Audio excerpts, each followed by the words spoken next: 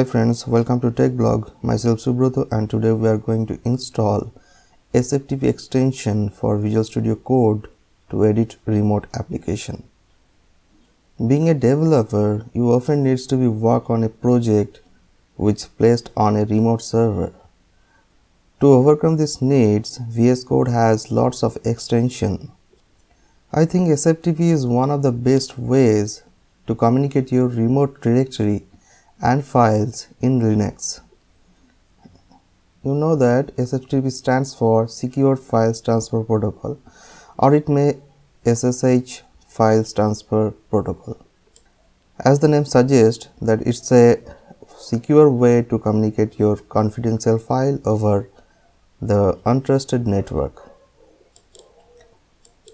Let's go and see how to install and configure SFTP extension on Visual Studio Code. So I'm going to log in into my system, and I'm just jump over my launcher icon here and type around Visual Studio Code, and we're going to open it up.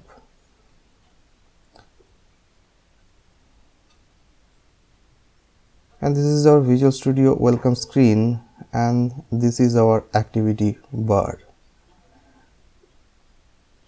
From file menu, you could open a local folder or files, but there is no option to edit remote files. Well, so before installing SFTP extension, first we need to set a local working directory. We'll let you know why it's important after a while. Let's go and create a folder for your workspace. I'm gonna name it projects for me. Go and hit OK, and here is your workspace. Now it's time to install extension. Go ahead and click on extension icon here and search for SFTP from marketplace, and here is the search result. And probably I'm looking for the first one, SFTP from Leximomo. Here you can see its features. It has remote file browser. It makes a local duplicate file while editing, synchronize your folder between local and remote, etc. etc.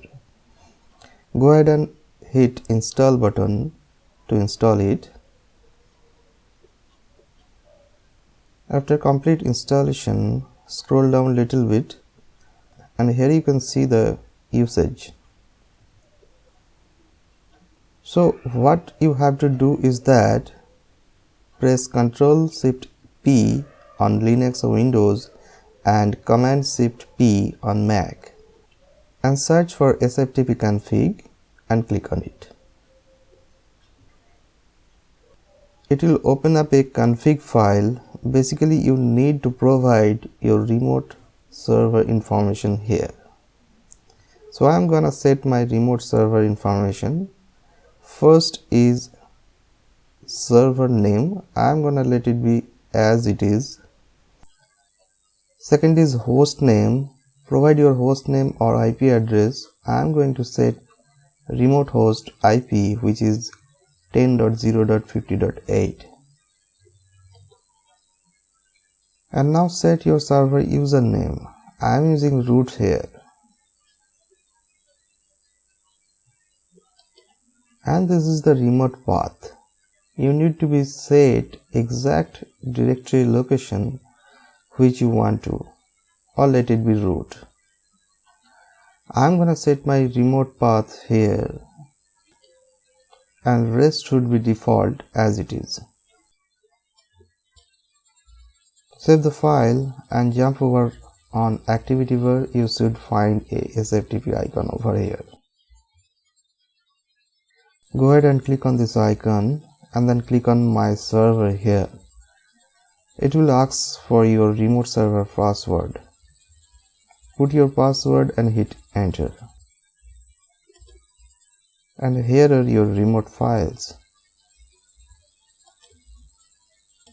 Go and browse your files and click on files to open it up. But your file but your file will open as a read-only mode. If you want to edit your file, then right click on your file and then select edit in local. Now you could edit your file. And look at your local explorer here. One duplicate file is created in your local workspace.